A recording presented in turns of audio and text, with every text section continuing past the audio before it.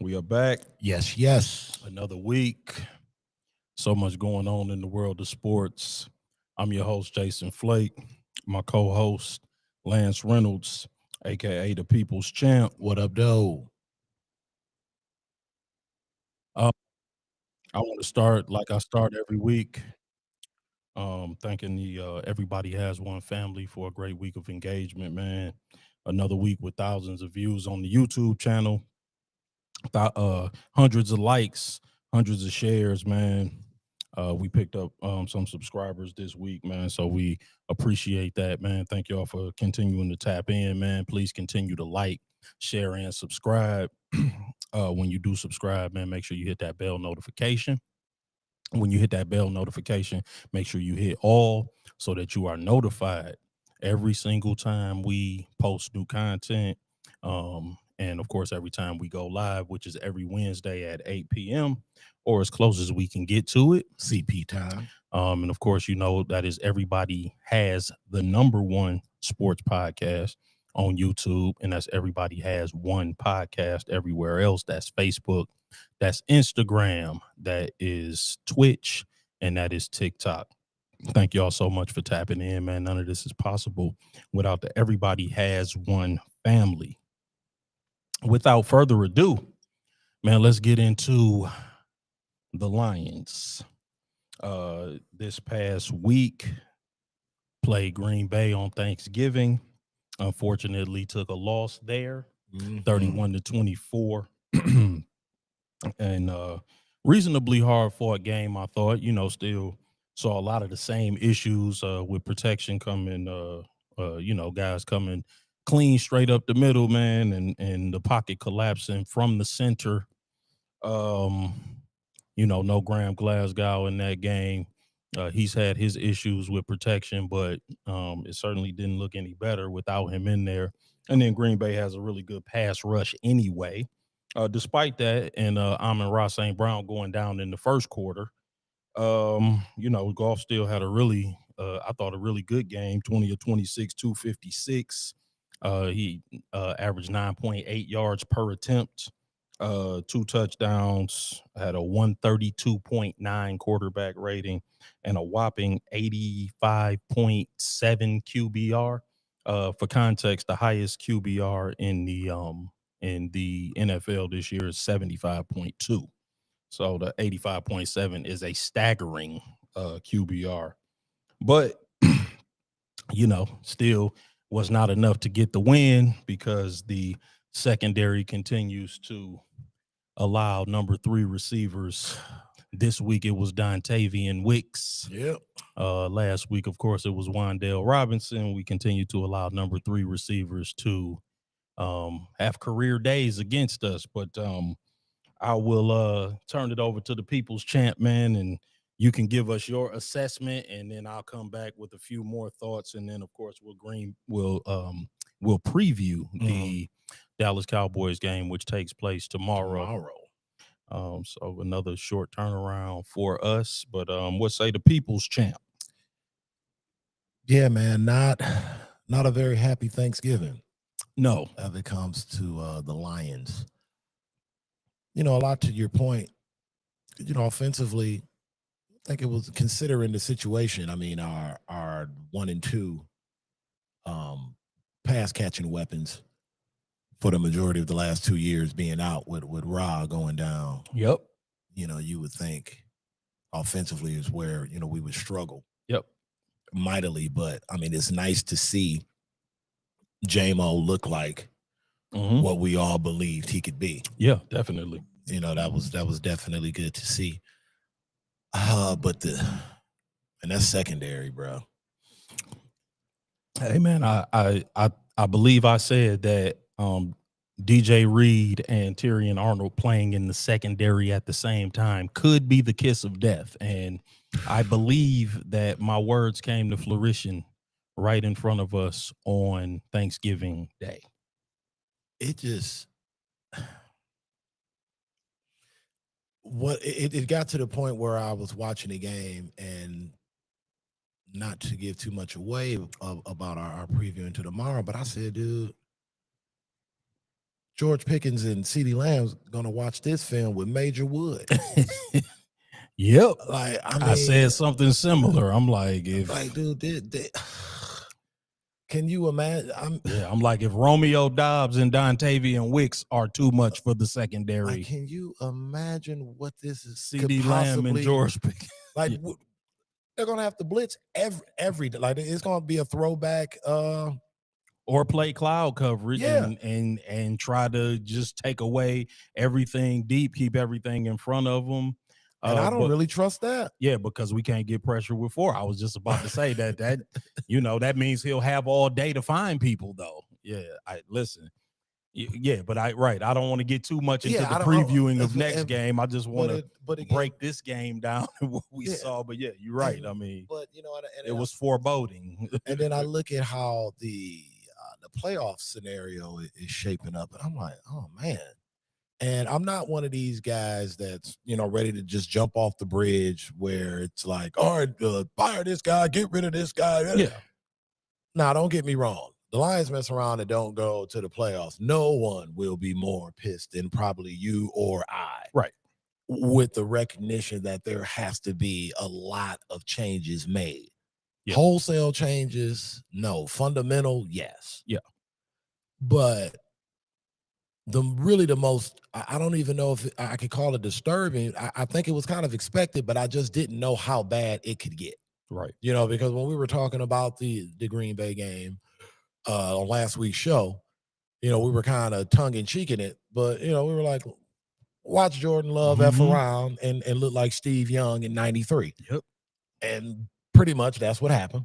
He did, yeah. He had a tremendous game. It was ridiculously good. He was accurate. Yeah, he made all the downfield. He made all the Tecmo Bowl throws. Yep, he did. And so, you factor that in, and it's just like, man, going forward, how do we fix this in the short term? That's what I struggle with as I come away from that game. It's like, I don't know what the remedy is short term. Right. And maybe that's just me not coming to grips with the fact that there isn't. Well, you know what I'm saying? Because that was rough to watch, and I don't see any relief coming. And then when you factor in terms of the schedule, it's not getting any easier. No. Yeah, I mean, so as far as getting inside the game, the only thing that I have to add to what you said, because I agree. I mean, it was hard to watch that game and not look ahead to Dallas and what they present and the challenges that they present in terms of covering the guys that they have. But if I'm stepping back and looking at this particular game, right. Number one, I think there's a couple of things. The defense, we're playing a lot of man coverage. Obviously, we're not equipped to do that as much as we would like to. Right. That's one thing. The other thing is Dan Campbell has got to get a little smarter situationally.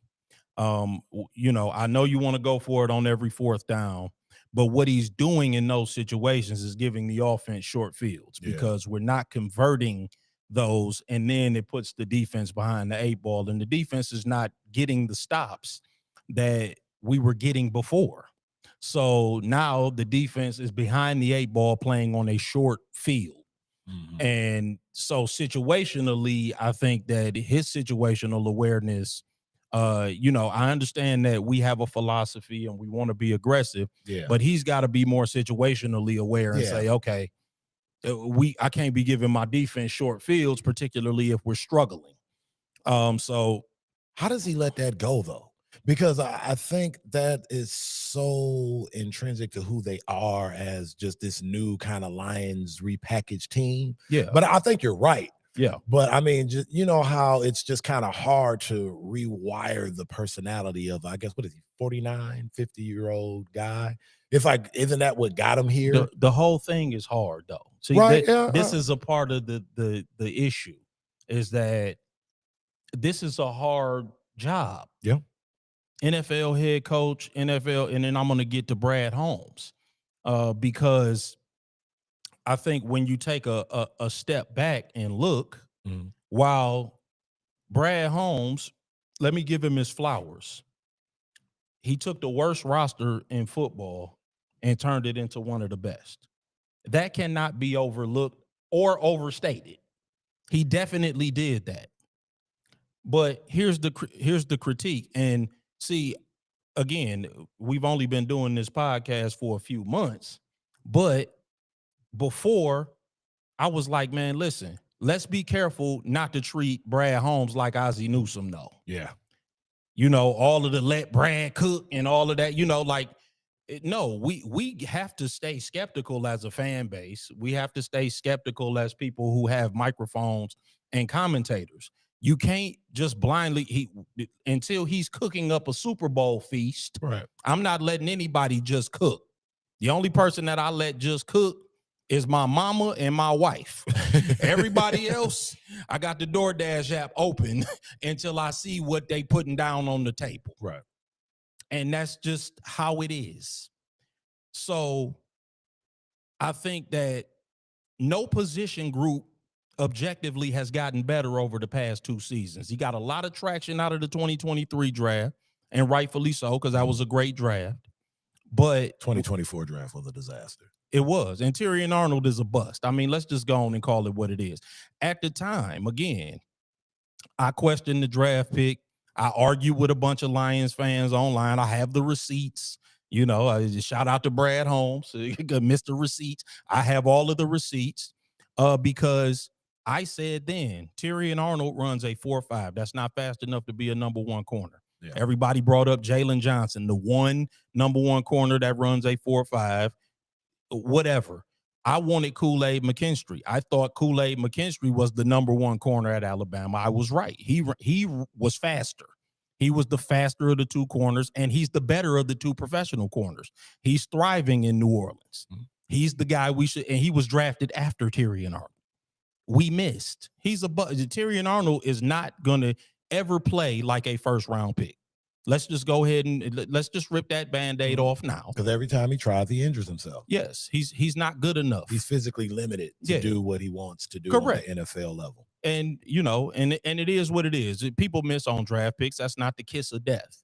But it is what it is. I think that the sooner that we admit to that, the quicker that we can move on. Right.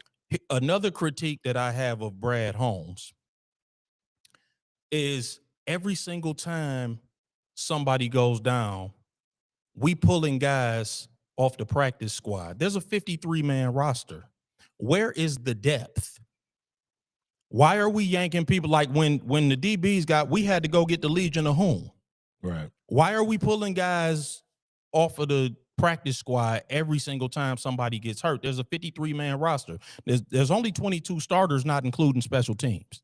Why exactly are we going down to the practice squad every single time somebody gets hurt in one of these position groups? He hasn't built the depth appropriately.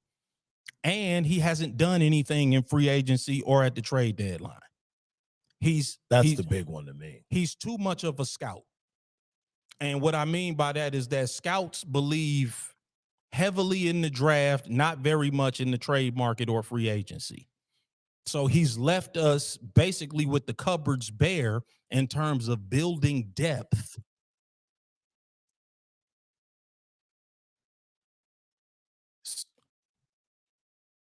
I can't hear that, Nev. Oh, okay. Are we recording? Oh, okay. All right. I'm sorry. But anyway, yeah. So this is my spiel on Brad Holmes. So, you know, with all of that being said, though, about Brad Holmes, I'm not one that says we need to get rid of Brad Holmes. Don't throw him out with the bathwater. No, Brad Holmes is a bad GM. No, but I do think he's not above critique. And you have to continue to adjust. Just like you said about Dan Campbell. I understand that going forward on fourth down is a part of his DNA. It's a part of who he is. It's a part of what he wants to do. But you have to adjust situationally. For sure. Same thing with Brad Holmes. I understand that you want to build through the draft. He's a scout at heart. He wants to build through the draft. He wants to create depth through the draft. But when you missing on draft picks, you can't just trade Tim Patrick unceremoniously because you think Isaac Tesla is the guy, and then he turns out not to be the guy, and now you don't have a third wide receiver. This is the kind of stuff that continues to happen when you don't build depth through the trade market and through free agency. And you letting guys go just because. And let's address another elephant in the room before we move on to the Cowboys preview. Okay. Frank Ragnow retired because he was unhappy with his salary. And this is what I'm not hearing people say. That was a part of the reason that he retired. And then you had to double back because I don't believe Frank Ragnow called us. I don't believe he called us and said, oh, yeah, let me come back. I believe you called him and said, we need you back. He wasn't happy with the $9 million salary. And because he wasn't one of the guys you drafted, when he came and said, look, I'm unhappy with my salary, I'd like to make some more money. You breaking off this one and you breaking off that one and you giving this one money. I would like to see a little bit more compensation. You said no. And he said, well, then I'm going to retire. And you said, go ahead. Because he wasn't one of the, because you inherited Frank Ragnow. And then when we saw all these free runners coming up the middle and disrupting our passing game, then you call him and said, come on back, man, we'll do whatever you need. We can talk about more money or whatever it is that you need. And then, of course, he failed the physical and he's not able to rejoin us. That's a GM problem too. You got cocky. You got beside yourself. Same thing with Kevin Zeitler. Now, I understand that, we talked about that on the first show. I'm not going to belabor it, but, and there is. What about Zadarius Smith? But the whole thing with Kevin Zeitler was, okay, he wanted to go back home. All right. Give him a couple more dollars. I mean, he was like, I think with incentives and everything, he was making like $5 million. Peanuts. A relatively small amount of money. And NFL money. So these are all things that fall at the feet of Brad Holmes, and we have to stay skeptical.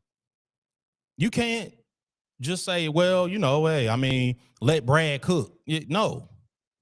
Because this is what happens. Now you don't have no depth because you was letting Brad cook and you wasn't skeptical. Now Tyrion Arnold is a bust because when he was drafted and there was any skepticism about the draft pick, everybody was running to defend Brad Holmes. And I get it. He deserves the benefit of the doubt. But you still have to produce results. Now, we didn't get, like you said, we didn't get nothing out the 2024 draft. What did we get? Christian Mahogany? His leg is broke. Well, so at any rate. Where's Ennis Rickshaw? Always hurt. I'm just saying. Another Melifonwu. Yeah. Always on the just never on the field. IR, yeah, man. Never on the field. But at any rate, man, let's talk about the Cowboys. Because essentially now this is a must win. Yep. You can't lose this game. If you lose this game, essentially you will be 3 games out with 4 games left to go. That's basically mathematically eliminated. Why am I saying that? Because Green Bay and Chicago play each other. So you're losing ground one way or the other because one of them is going to win. Mm-hmm. And you're behind both of them. So they play each other on Sunday. You don't have the luxury of having both of them play somebody else and both of them having the possibility to lose and you pick up ground. You're losing ground one way or the other. You're losing ground on one of them teams. Yep. This weekend. That's just how it goes. Now, hopefully, it's in the cards. I got Chicago losing to Cleveland and Green Bay goes to Denver. Wow, you got Chicago losing to Cleveland? I do. Interesting. Nope. Cleveland is number 2 in overall defense. True. They going to stop that run. There ain't going to be no rushing for 281 yards on Cleveland. They're going to have Mason Graham and all of the boys up there to stop that run. And then it's going to be let Caleb drop back and throw the ball. I'll be interested to see it because I'll honestly say I was shocked with how they were able to run the ball against the Eagles. Yeah, I know the Eagles have their issues with the offense and maybe just throughout the entire roster, but I just in the manner of which they were able to run the ball against them. I mean, they were moving bodies in a way that I haven't seen those particular bodies move this season. So if that does carry over, then that would kind of make me look at Chicago different slightly. I don't think it, pushes them to, where people are talking about they're going to the Super Bowl or anything crazy like that. But, being able to run the ball serves you, you well in the colder months and, in the playoffs. And they do have good, guard, center guard play. I mean, they got Jonah Jackson. They went out and got Joe Tooney. I mean, they have good interior offensive linemen, but they not. I mean, I get what you're saying with Cleveland as well. Or Green Bay. They are the dogs. Green Bay is number 4 in total defense. Cleveland is number 2 in total defense. So I don't, Cleveland is challenged offensively though. Let me severely. I'm severely challenged. But the Bears defense, even though it's emerging, it's not a great defense. So I have Cleveland's defense, playing fairly well against them. And you're gonna need that Cleveland defense to maybe get a score. Yeah, they may. Caleb is prone to turn it over. Yeah, that's true. He doesn't throw a lot of interceptions, but he holds the ball in the pocket. And they sack the quarterback, better than anybody other than the Broncos. How long before we get but just a quick question since you mentioned them, because even amidst their success right now, how long do you think Ben Johnson rides it out with Caleb? I mean, listen, even in the midst of all of this, a couple of weeks ago, there were still rumblings that Ben is frustrated with Caleb. That's what Williams. I mean. Like, does that, if it's still is it a Band-Aid on a bullet wound? Yeah, I mean, I think so. Or does pressure come from even the higher ups above Ben, where it's like, hey, look, you had a winning season, blah, blah, blah. Yeah. Everybody on its face looks good. We still have the prospect of all of this being young and new on our side. Does that buy Caleb time as opposed to maybe Ben wants to expedite it even faster than? Oh, yeah. No, I mean, listen, I think that Ben Johnson, he's stuck with Caleb Williams. Yeah, I mean, I don't think that Ben is going to be able to get rid of Caleb. Okay. I think that he may want to in his heart of hearts. It might be a Sean McVay, Jared Goff type situation. That's what But he going to be stuck with him for a number of years, just like how Jared Goff was the number 1 pick and Sean McVay just couldn't get rid of his ass soon enough. But it took him a few years. It was like, nah, bro, you stuck with this guy for a few years. We spent a number 1 pick on him. So, yeah, I mean, it might be something like that, but because I think Ben is one of them guys, though. Yeah. I think he's one of them coaches where, he's an offensive brain. I think he's like a Sean McVay or Shanahan. Ben, I'll just look at some of the running plays that he draws. Him I believe in. He's him I believe in heavily. Let me say that. He's a slick dude when it comes to the play call. Him I believe in seriously. I believe in Ben Johnson. But yeah, so let's talk about the Cowboys. All right. Because they are playing well. You have to give them their due. Quillen Williams. Yeah. He's made things different. We struggling with the interior of our offensive line. And they got Kenny Clark and Quinnen Williams in there.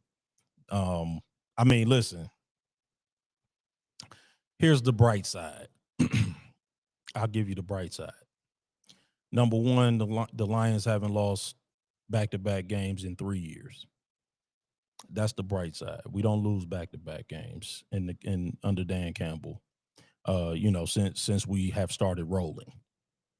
That's number 1. Number 2, the Cowboys are playing with expectations, and that has typically during the Dak Prescott era. That is the equivalent of 2 black cats. Yes, that ain't good. They riding high. Everybody is picking them to beat us. Even though in many respects, Jared Goff has the better numbers than Dak Prescott. Dak's got, but they have the Jared Goff and Dak have the same number of touchdowns. Goff has fewer interceptions. Goff has a higher completion percentage, a higher quarterback rate, a much higher quarterback rating. Like 110, and Dak's is like 102. But yet one is playing MVP level football, and the other one they want to run out of town. They want to run out of town on the rail. But we should have kept Hendon Hooker, right? But get a new crack deal. Yeah, that's neither here nor there. But the Cowboys are playing with expectations, and typically that never works out well. The Lions should be desperate. I'm waiting to see them play with desperation and with the grit that they have played with before. I expected to see that on Thursday. I did not. So that's the good news. The bad news is that our secondary has been run through by lesser receivers than what we are going to see tomorrow night. CD Lamb and George Pickens are the genuine article. They're very good. They're fast. Yep. If you put our corners on islands against them, they're going to get beat. I don't think you can do that. And George Pickens is playing to get paid.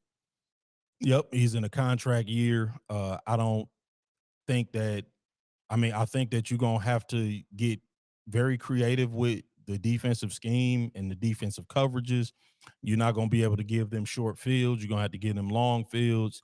The going forward on fourth down is going to have to be dispensed with. We're going to have to run the ball. We're going to have to be able to use play action. God, for God's sake, please, some boot action.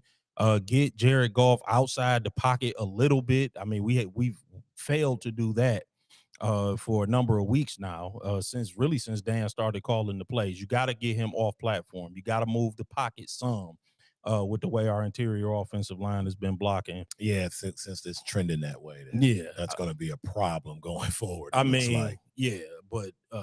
But man, what do you see? Because I'm seeing that we're gonna have to get creative. We're gonna have to play our best game in order to get this win.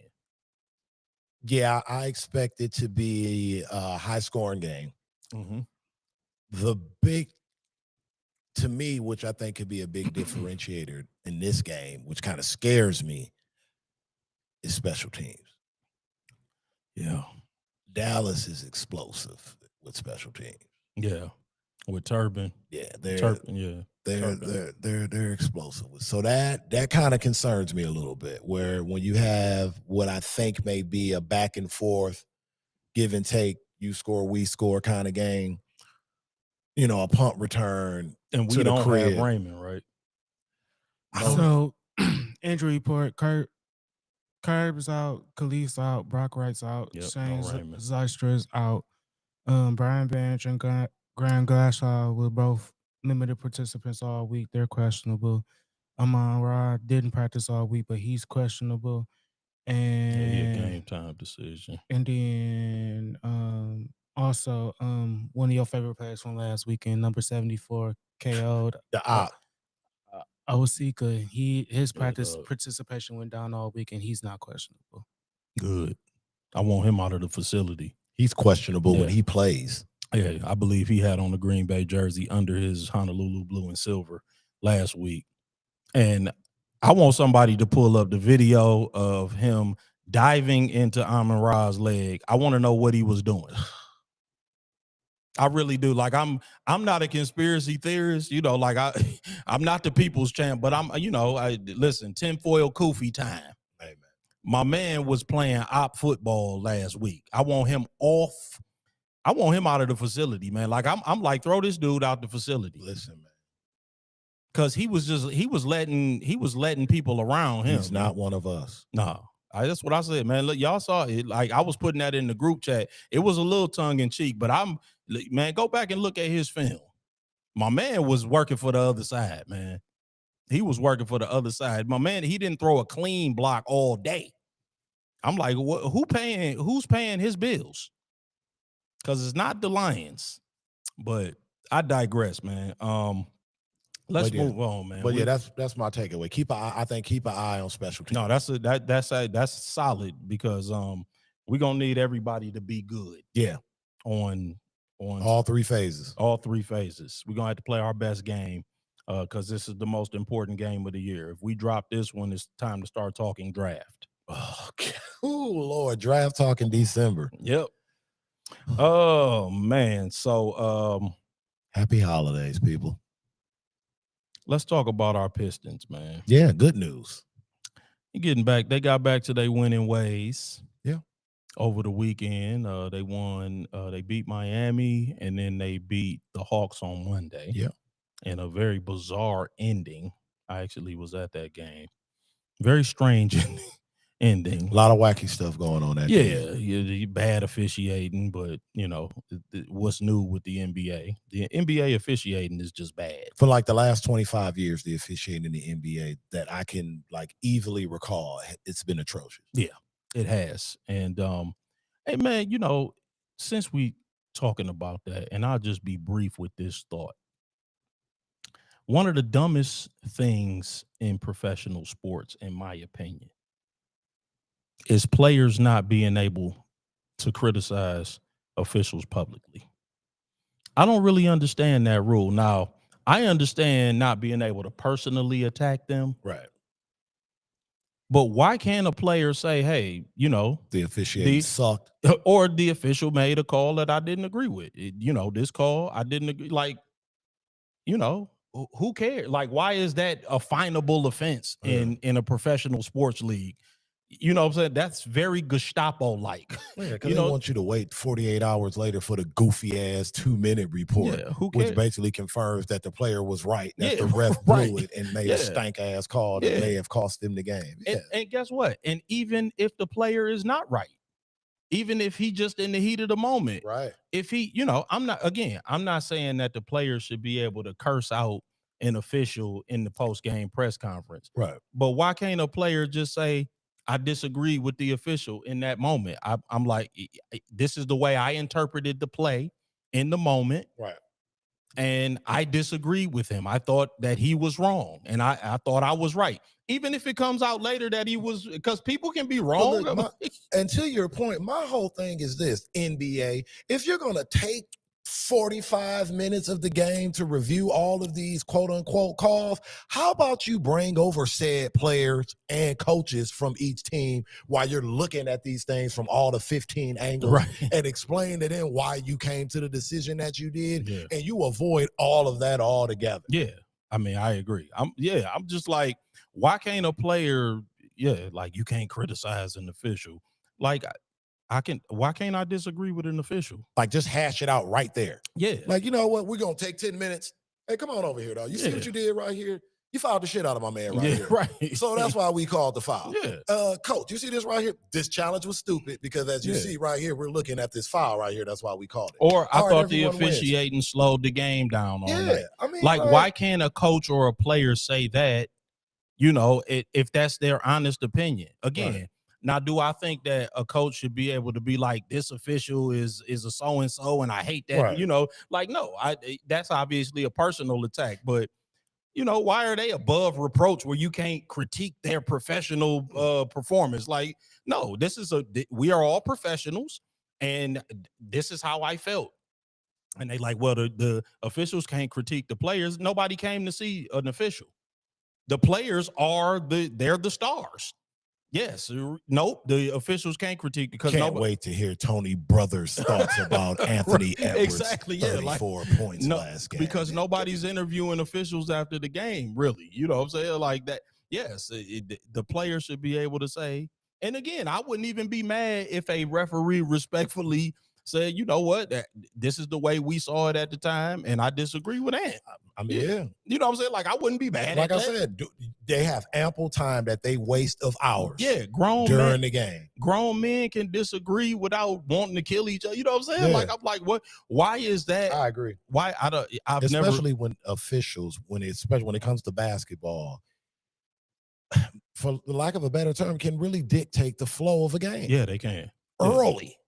Yeah, but even in football, like in all major sports, like I think all players should have some license to speak out if they disagree with the officials. There's a way to do it where you're not personally attacking people. But I digress, because that's not what we were supposed to be getting into. But that just goes to show you how long and how bad the officiating has been in the NBA. Yeah. Oh yeah. Listen, I concur, but that's a conversation for another day, man. The Pistons did get back to their winning ways over the weekend, man. They beat Miami in really a game that got way too interesting down toward the end. Mm-hmm. But the only thing that I wanted to say about both games is I think that the rotations did look better, but I think that was helped by the fact that there was a player missing in each game. in the Miami game, Jalen Duren did not play. Yep. And also in the Atlanta game, Duncan Robinson was out. So I think that, once you remove a man, you get a nice 10-man rotation. Yeah. And then you could, everybody looks in better rhythm. People getting more minutes. Dennis Jenkins actually started the game against Atlanta. So I thought that, he got rolling early. He played very well. So, yeah, I thought that, things were helped out immensely by just a player being taken. That's why I said, I'm like, Trajan Langdon could probably help the situation by just, plucking a player. He's got to start jettisoning some bodies. Man. Like, just take a body out of there. So I thought that contributed to the win. K, made that one outstanding move where he took the whole team and then just made the reverse. Didn't have a great game, I thought, just from a scoring standpoint, but really, when it's time to win the game, I think that he's just really outstanding, and a great clutch player. And again, I mean, we get frustrated with K with the turnovers. But I just, I don't think that that's ever not going to be part of his game. I mean, at this point, it's baked into how he plays. I think that we would benefit greatly from another ball handler being. I think that's another reason why we trying very hard to acclimate Ivy back into the game. Mm-hmm. Even though I'm like,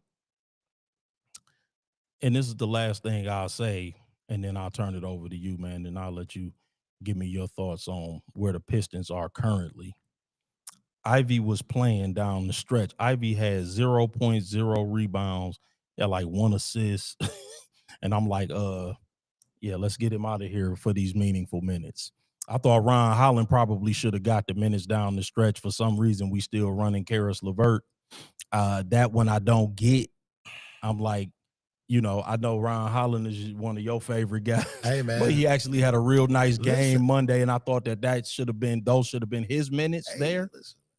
But I'm like, Karis LeVert in high leverage situations, I'm not seeing it yet, but I trust JB, and we do have a great record. So, I'm going to let JB cook, for lack of a better term. But, that's got to change.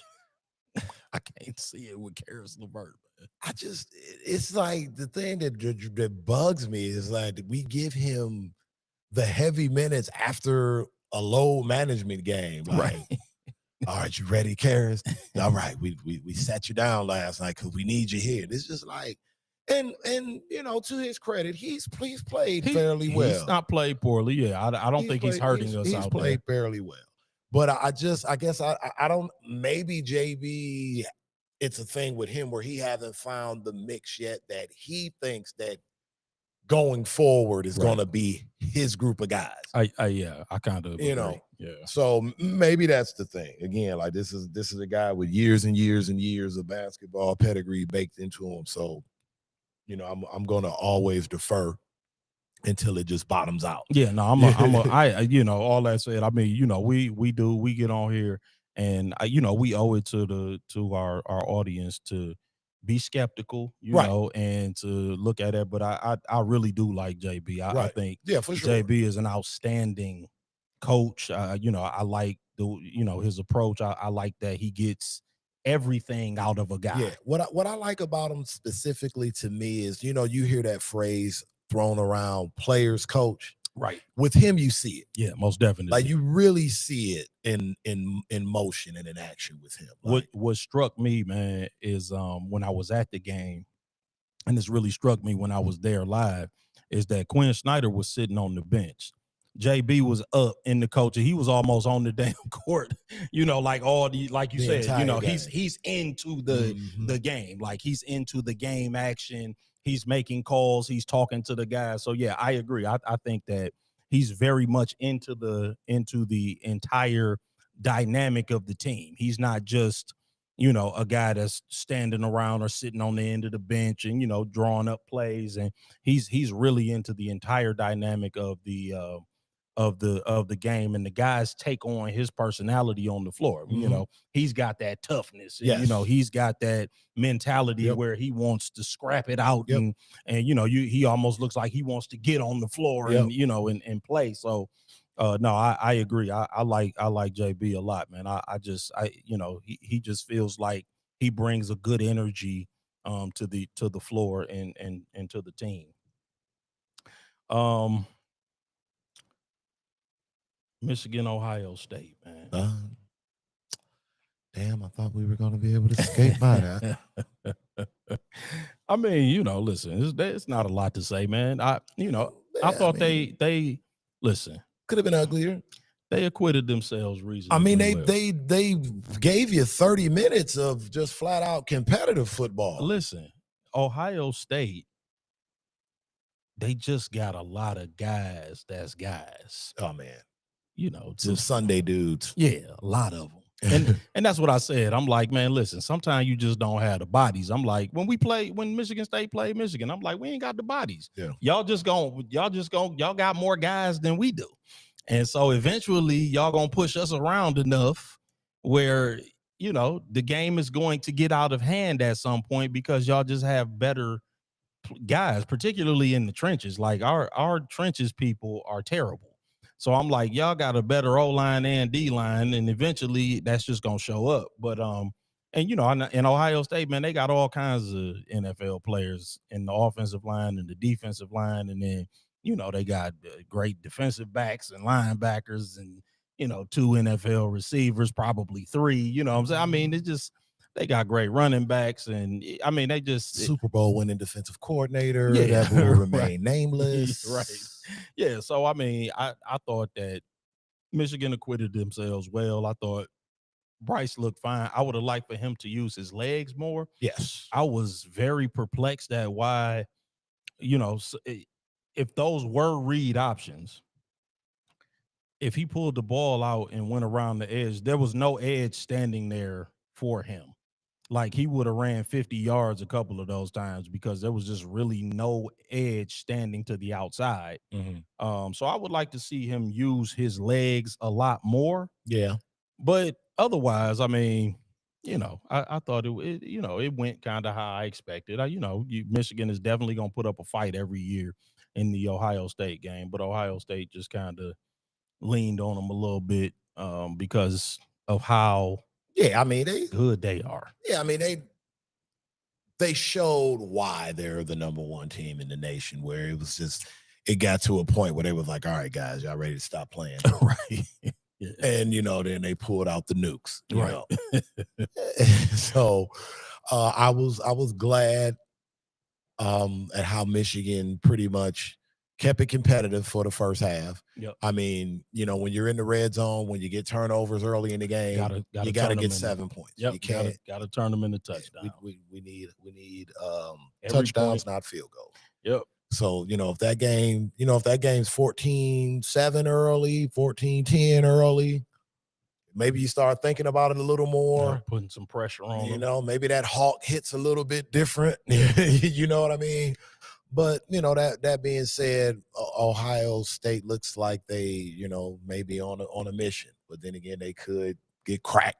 I was going to say, give me a prediction for the Big Ten championship game. Before we move on, I just want to state, go ahead now. Before we transition, if the current college football playoff rankings hold as they currently are, your Citrus Bowl will be Michigan versus Texas. Okay. Oh, wow. Okay. Oh, wow. Okay. I like Michigan. Whole lot of dough being thrown around between those two schools. I like Michigan. Both 2 schools that travel. Yeah. Oh yeah. No. Yeah. Great fan base. Oh yeah, that'll be a good one. Mm-hmm.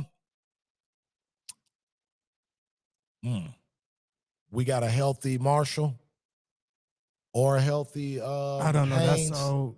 If we got a healthy Marshall or Haynes, so I'd take Michigan. That's what I'm saying. It's far out. I just wanted to mention that before we transition into other games in the college football playoff. I mean, I'd be here for that. I mean, that's like a prototype, New Year's game. Yeah, I like Michigan in that game because I like them to pressure Arch, and Arch still just struggles to make those big throws, but he's looked better toward the end of the year. He's got a little bit of footing up under him a little bit. I will say that he kind of cut back on the worm burners. Yep. I'll give him that. But to Michigan, before we close out on them, I think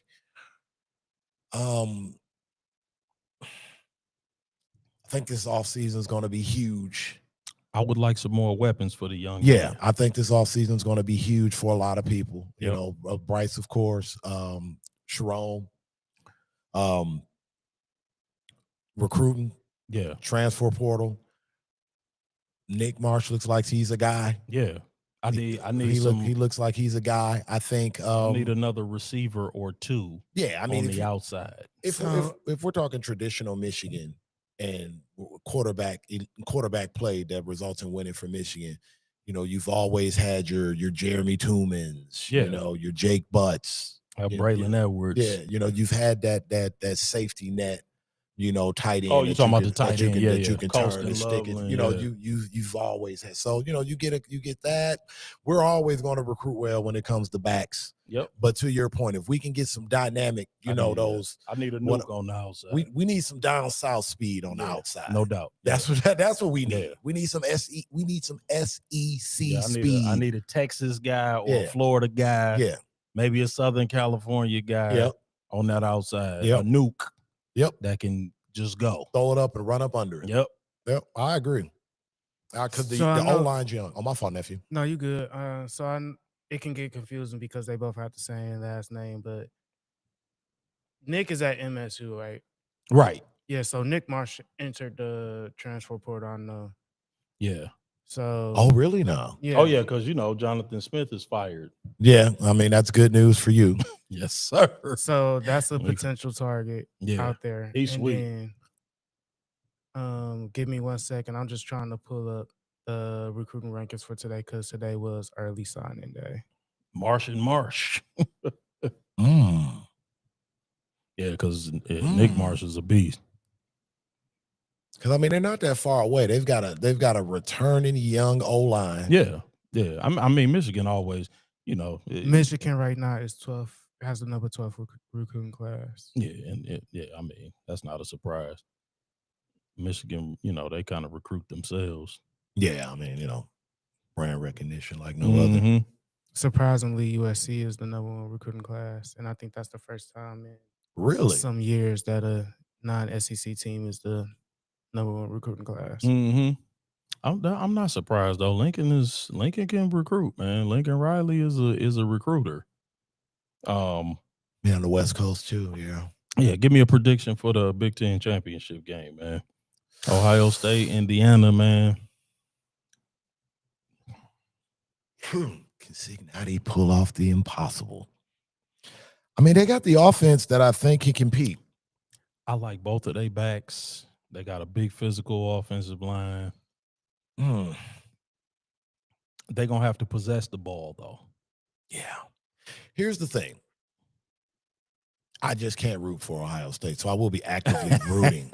Right. I mean, I will be actively rooting for Indiana. But in terms of let's just be objective.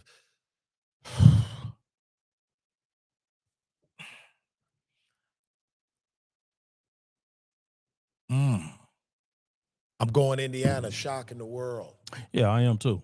I got Indiana in a 1-score game because I think that was going to be my next thing. I think Indiana can win ugly. Yep. I think they can win an ugly game. Like Hemby and Black, the 2 running backs. I think they possess the ball and keep that offense on the sideline because they don't have the weaponry that Ohio State has on the outside, but I don't think it's going to be that kind of game. I think it's going to be the kind of game where they run the ball, play power football, possess it, long drives that eat the clock, Mendoza's not gonna have a big game, in my opinion. Yeah. I just think that they're gonna be physical up front, and they're gonna try to take it right to Ohio State. Yeah, I agree. They have the athletes where they can say, "Hey, we can make you play our game too." Yep, I agree. I think that it's good. They're gonna try to impose themselves. And I think it'll be a good one. Man. Yeah, I think it'll be a one possession game. So the question I have for you, Lance, and I asked this on the way here. Okay. How far does the loser fall in the rankings? Oh, right. Oh, does the loser fall beyond 2? Do they go to 3? Do they go to 4? I would say I would say they fall to 4. You think? I think. Okay, well, you said a one. If we go off the one, okay, if they lose a one possession game, I would say, they stay 1-2. In my opinion, you think they stay 1-2? Yep. I think the loser falls to 3. Okay. I mean, that's fair. If it's a one score game, I think the loser falls to 3. Now, if it's a SmackDown, right? That a SmackDown is different. Like a SmackDown changes things. Now, but a one possession game, I think the loser falls to 3. I don't anticipate a SmackDown by either side. But yes, I agree. A SmackDown changes things. But I think if it's a one possession game, like let's say Indiana win 24-21. I think Indiana is 1, Ohio State 2. What was that Michigan State? What was that 07? Yeah. When Lloyd died, when it was the winner pretty much takes off for 1-2. Yeah. 06. That was 06. 06. Okay. Yep. Was Mario Manningham? Manningham. Oh. Yeah. And they just flipped spots, right? I think they did just flip. Yeah, they just flipped spots because it was it was like 42-39. They flipped spots, and then I think Florida jumped them the next week. Yeah. And then Tegan did what he did, messed up his ankle, and then it was all she wrote. Yeah. Yep. Okay. Yep. I remember now. Yeah. So I think that I would anticipate that they wouldn't. Just think about I'm just trying to be, because Texas Tech is almost seemingly on a rocket ship right now. Right. I'm just trying to think about it a lot. So like it's 1 playing 2, right?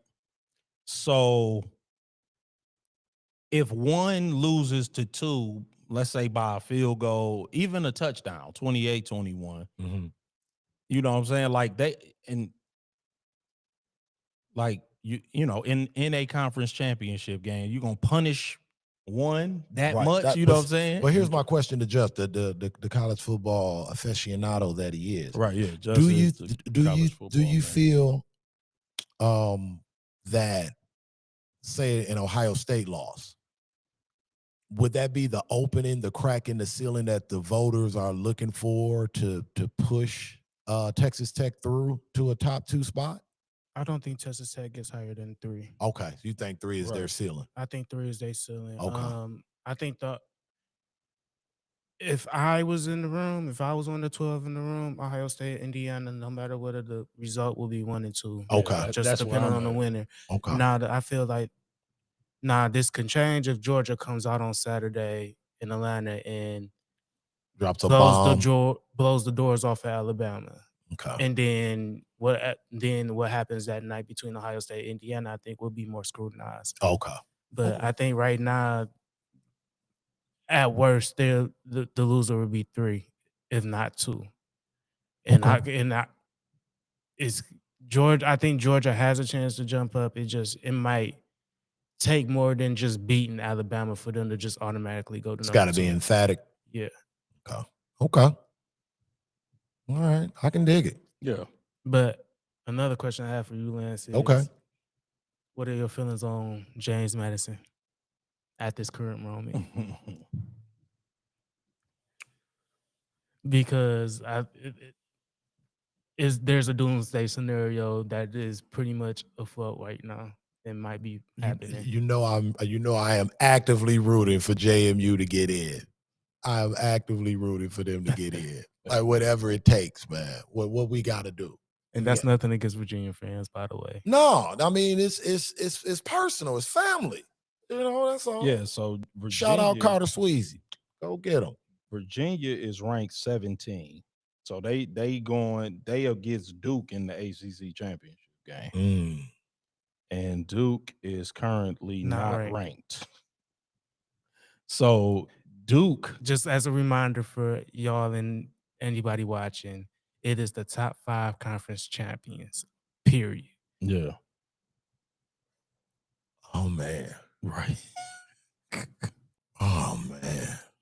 Yeah. So yeah, that could get weird. College sports, man, is something else. It is. That's why I'm like, we just gonna do a little teaser on this because everything is gonna change after this weekend, after the championship games. Bro, I was thinking last night, I was like, as we grow this thing, I like, bro, we gonna have to like add like a college sports day. Cause college just watching all consuming. Just watching college basketball on Tuesday night. I was like, this is insane. Yeah, I know. I'm like, it's too much. I'm like, this is nuts. So man, it's a good time to be alive and be a sports fan. I'll tell you that. It definitely is, man. Man, let's touch on a little bit more NFL, man. Okay. Because Shedeur got his second start. Yeah. We already touched on the Bears. So and then I want to talk a little bit about Joe Burrow. Okay. But Shedeur's second start, I actually thought it was not he didn't do a bad job. They got beat by a better team. I mean, I did not expect for them to beat San Francisco. Mm-hmm. I'm gonna get his numbers. I meant to pull them up in the first place, but I think it was 60% completion percentage. 16 to 25, 149, and a touchdown, no interceptions, 93.6 quarterback rating. Yeah. He did take 3 sacks for 34 yards. Had 1 rush for 6 yards, so not a lot there. Yeah. They got smacked up by the 49ers, but the 49ers are, one of 3 9-win teams in the NFC West, which is insane, by the way. But that's another conversation because we already kind of went over the playoff picture. But I like what I saw. He settled down a little bit, but it did look very much like the Kevin Stefanski offense. Yeah. It looked like a bunch of dink and dunk junk. Again, I'm convinced, and I'm always I'm skeptical of the Kevin Stefanski offense and whether or not the system looks good, whether or not the quarterback is good or not. We've seen, I think, again, I'm spitballing, but it's got to be 10 guys, from Bailey Zappi to PJ Walker to Dorian Thompson-Robinson to, so like every level of quarterback, but, Deshaun Watson, who's been an all-pro, Baker Mayfield, who's, been a pro bowler and threw for 41 touchdowns last year. Joe Flacco, who like you pointed out, that went to Cincinnati and was cooking. And we've seen every level of and who has won a Super Bowl and been a Super Bowl MVP, by the way. But we've seen every level of quarterback run this offense. And they all kind of come back to the mean. No one looks fly in it. They don't. Not for any extended period of time. And without getting too much into the weeds with the Kevin Stefanski offense, I mean, is there some there? Is it something or is it nothing? Because I'm starting to think it's got to be something if everybody looks the same running it. But what say the people's champ? I think it's something there. Yeah. I think it's something to it as well. I think a lot of it could be Kevin Stefanski. And I don't want to sound like I'm defending this goof, but I think part of it could be the fact that, dude, they don't have any skill players there. I mean, that's definitely. I mean, I watched that entire. Like, I won't say the entire. Probably more than I should have of the Cleveland 49ers game. And again, and to your point, shout out to the Niners, where we were talking earlier about a team building depth.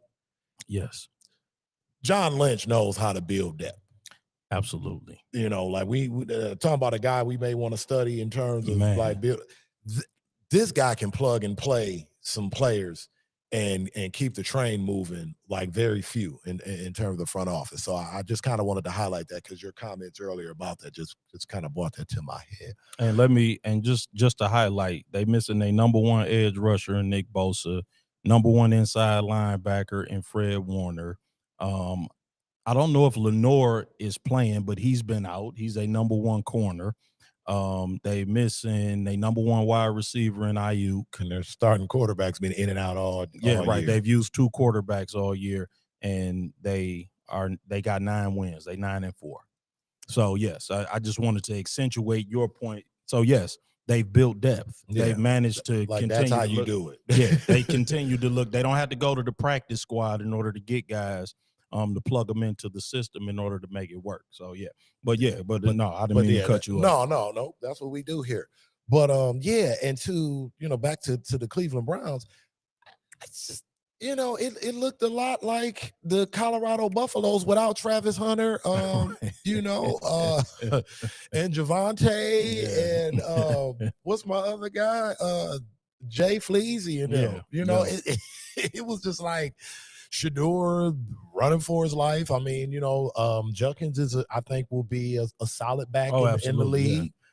But I mean, David Njoku, when he wants to show up, he shows up. Yeah, I know. I like Fanning better, actually. Yeah. Do we really want to even talk about Jerry Jeudy? Right. Like he's a space cadet. Yeah.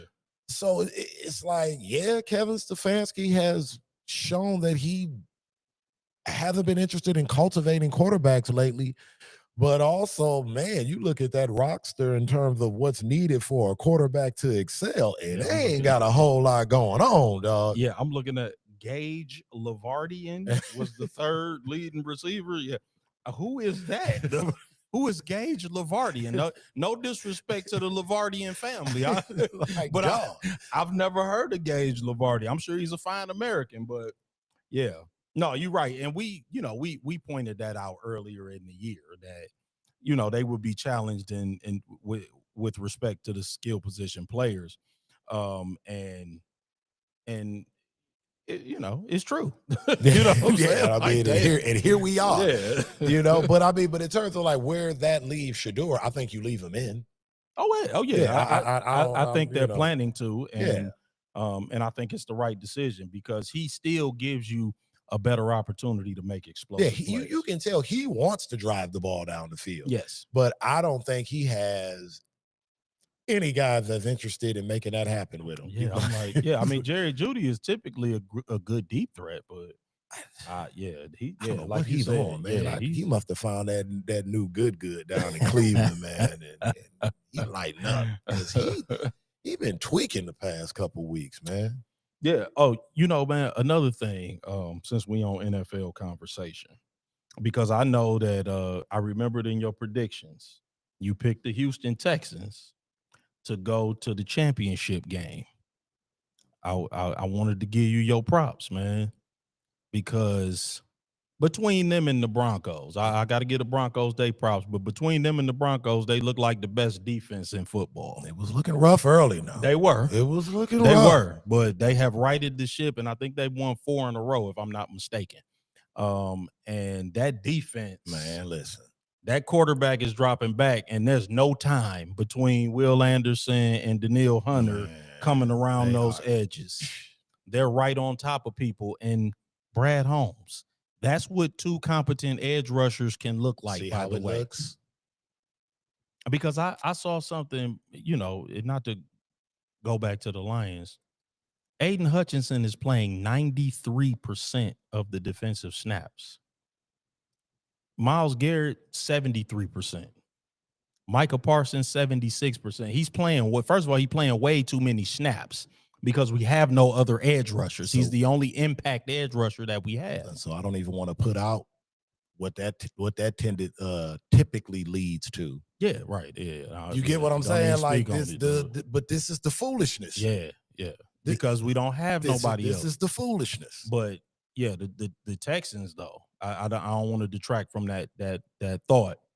The Texans, man, that don't look so far-fetched now. The Texans defense looks like the real thing. If CJ Stroud can come back solidify that offense and get that offense rolling, it's because I'm starting to like the way the rookie running back is looking.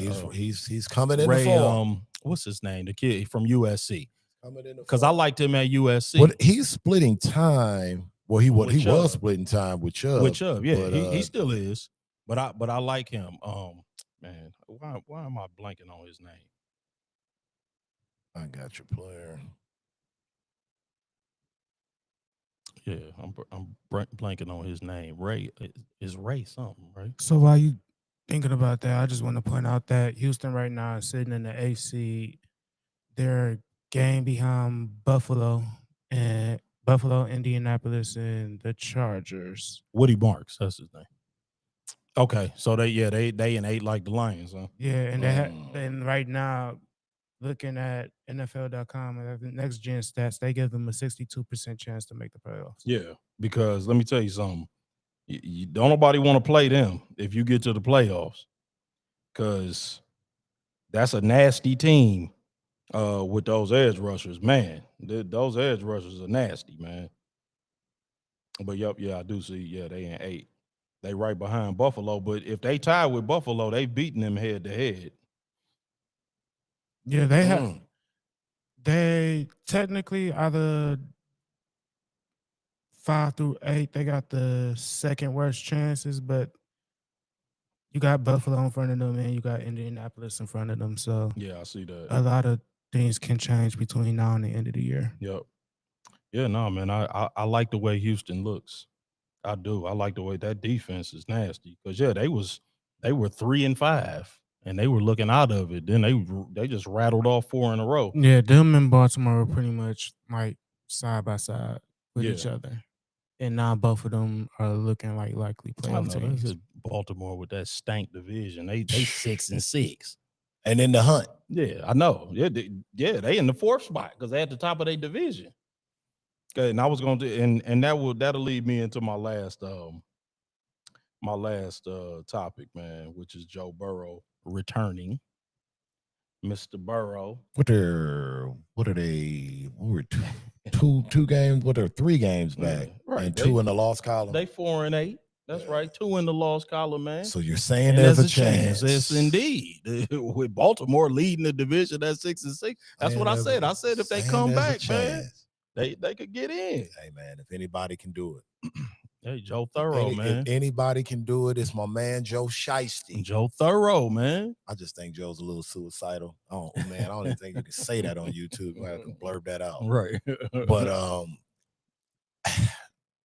you got to love his moxie, but with his history with injuries, I think you got to watch that closely. It's like, you do. You know, it's like, okay, maybe if they run off maybe the next 2, you know, then you start maybe to think about it and you turn it into a 1 week at a time type of thing while monitoring what the other teams. But they had some juice with him back, man. I like the way they look with him. Well, they look like a different team. He's the juice. Yeah, he is. Like he's they the had juice. The juice when he got back. But it's like, I don't think it's sustainable because they can't protect him. Nothing changed up front.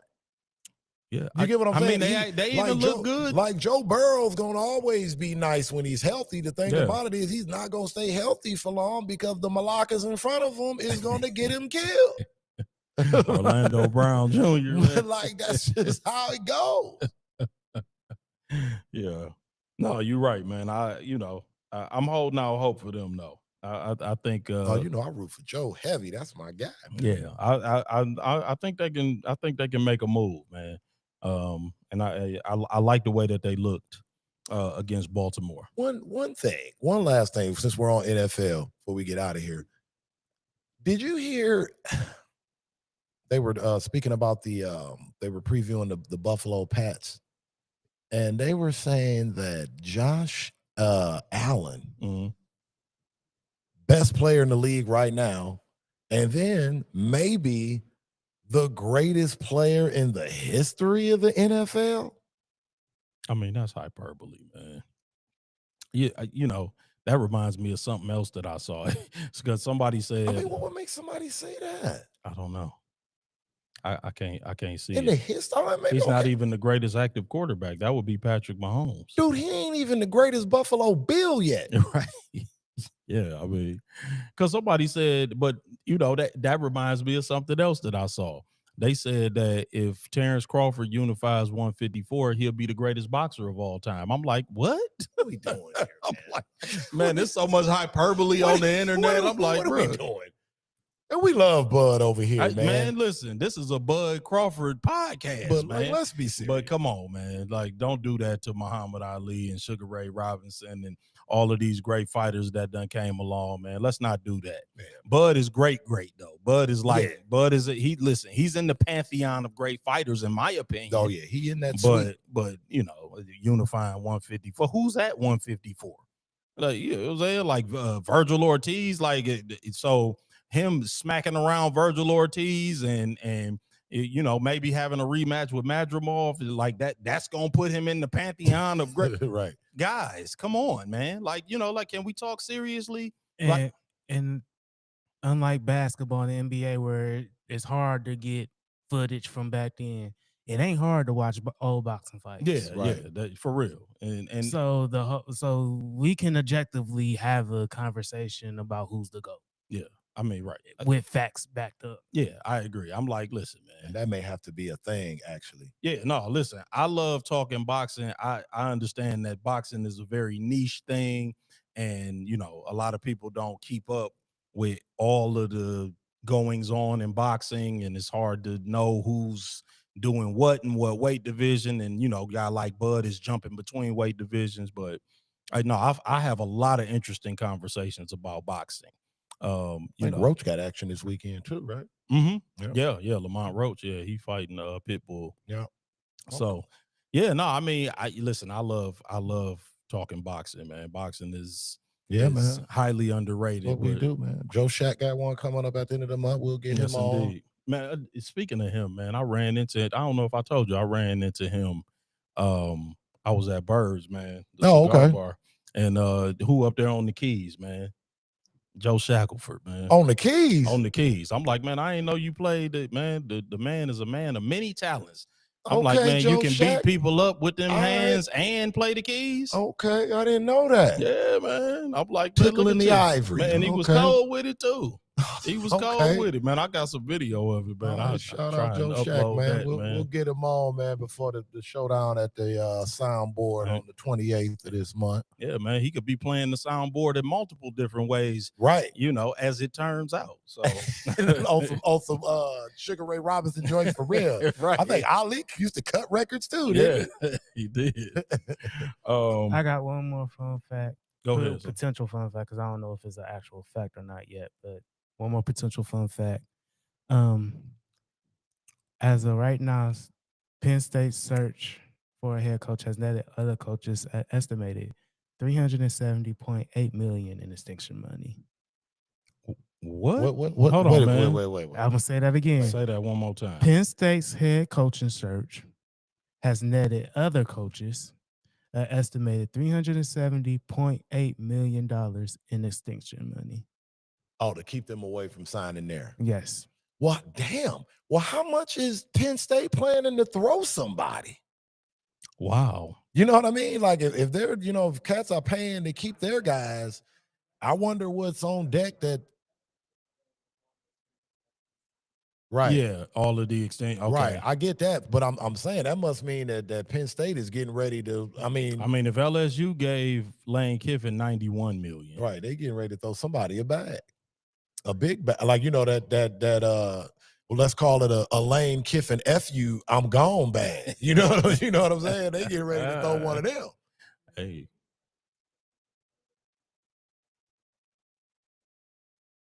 Yeah.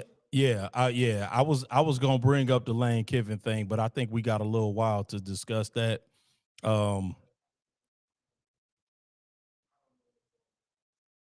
Yeah,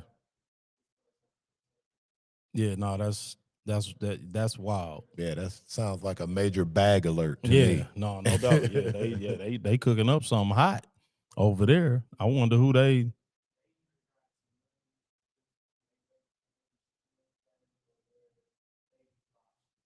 Yeah, nah, man, yeah, like it's apparently they apparently cooking up something hot over there. But And I'm happy with Pat Fitzgerald. I you know, I liked him at Northwestern. I wanted to, I didn't want to touch on that because I was just thinking we would wait until this actually announced an official. That's all I got to say about it. I like Pat Fitzgerald. He's fine. I wanted Jonathan Smith out of here, and so I'm happy about that. I'm happy that y'all joined us today, man. That'll wrap up this edition of the Everybody Has One podcast, man. Thank y'all for joining us so much. We always appreciate y'all, man. Don't forget to continue to like, share, and subscribe, man. That's Everybody Has the #1 sports podcast on YouTube. Everybody Has One podcast everywhere else. That's Facebook, that's Instagram, that's TikTok, and that's Twitch. Don't forget, again, when you hit that subscribe button, make sure you hit that bell notification. When you hit that bell notification, make sure you hit all so that you are alerted every single time we post new content. And of course, every single time we go live, which is every Wednesday at 8 o'clock or as close as we can get to it, man. Thank y'all again. None of this is possible without the Everybody Has One family. We thank y'all so very, very, very much, man. And this is the Everybody Has One podcast. Peace.